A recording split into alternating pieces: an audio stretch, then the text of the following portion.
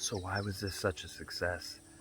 Well, there's not very much water left in this spot, and the water is boiling with tadpoles that are almost frogs. You know, they're in that in-between stage. I just laid down in the mud on a 1-inch yoga mat and covered myself up with a ghillie blanket. I didn't even cover myself up very well, just the shoulders. I kind of left my head out because I kept getting caught up in the netting of the ghillie blanket, and the camera kept getting caught. And there's still 4 or 5 green herons out here. The last time I sat up, the blue herons, the 2 blue herons and the 3 great egrets took off. But I got amazing close-up shots. I had the wading birds have come closer to me today without, being in a true hide than they've ever come before. And this is just a really great moment. I'm shooting the Canon 7D Mark II, and the original series, the first series, 600mm f4 lens, which I got used on eBay from, it's a Japanese version.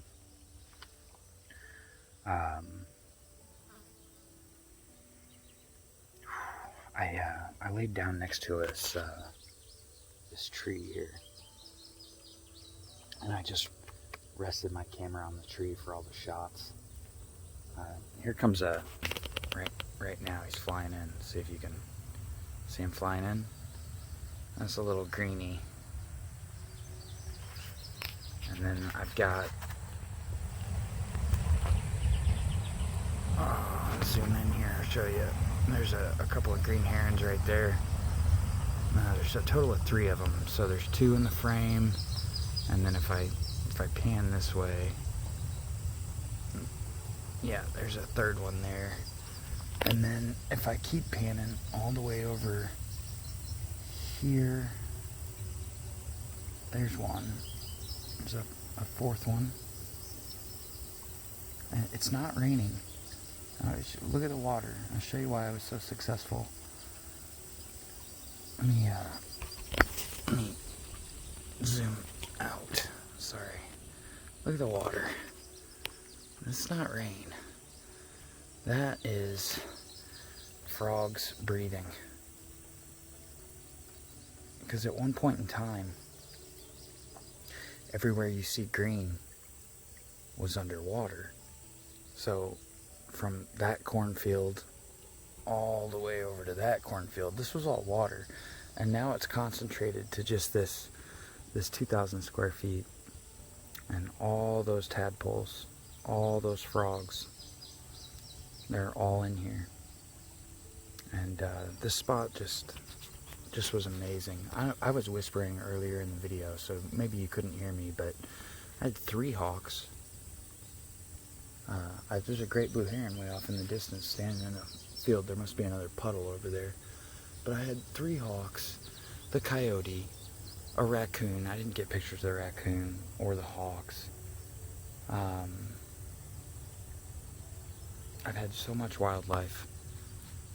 Man, to this, oops. I've had so much wildlife come into this spot today. It's really incredible. I saw a hummingbird. At one point in time, this little body of water just filled up with songbirds. It's, what time is it? I'm just shooting this on my phone. 7:32. If you're watching this because you like cameras, I'm already at the point where I'm shooting at ISO 800. Anything more than 1600, and I feel like it's almost not worth it.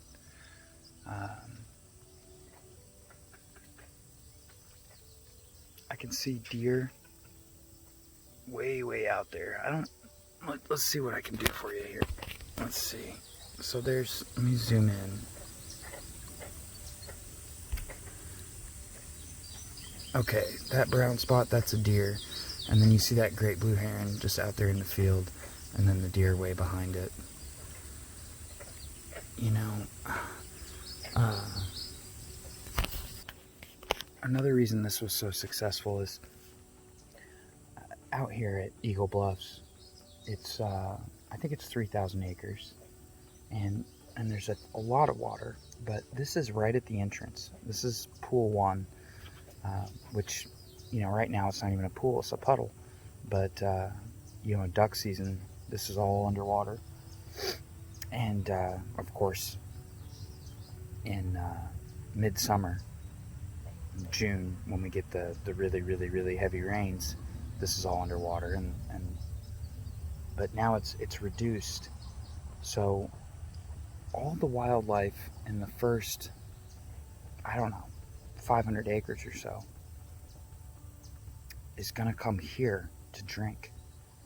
You know, so it might be worth it to stick around for a little bit. These little green herons are just going to town on these tadpoles. It's amazing that frogs even survive when they're reduced to these conditions.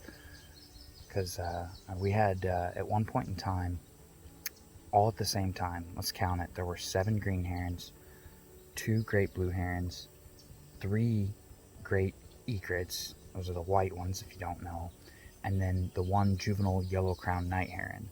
So that's 7 plus 3 is 10, plus 2 is 12. So there was 13 wading birds, and this can't be but, I don't know, 1,500 square feet of water. So that's pretty amazing. And it was a hell of an experience. The coyote was really cool. I'll show you those pictures. I missed the best shot because the problem, here's why you shouldn't rest your lens on a log.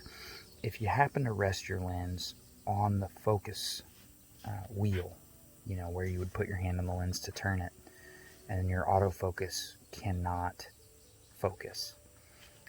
So the coyote moved, gave me the greatest pose in the world, and I missed that shot.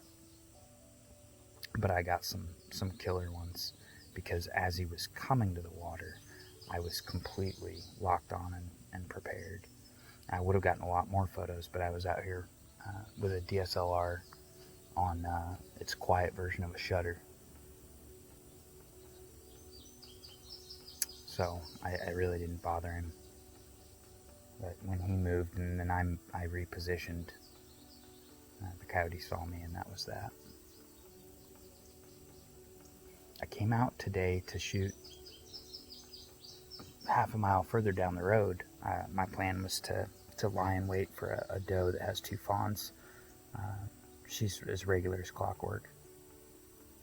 I've noticed her a lot, and I was going to take those photos, but as I was driving down the road, I saw a great blue heron and a white egret, and then something smaller than that, but still pretty large, and I thought it might have been, you know, a night heron, and I thought it'd be really neat to walk down here, and the whole time I was walking down, I thought, it's just going to fly away as soon as I get here, and it didn't, and I was able to, without any camouflage netting or anything, I was able to hunker down on this log, and my back is covered in mud, and I got some shots, and then it took off, and there was nothing here, but the coyote had already come down, and I saw the raccoon, and I saw the 2 hawks when I was walking in, so I said to hell with it. I went back to the truck and got everything I needed.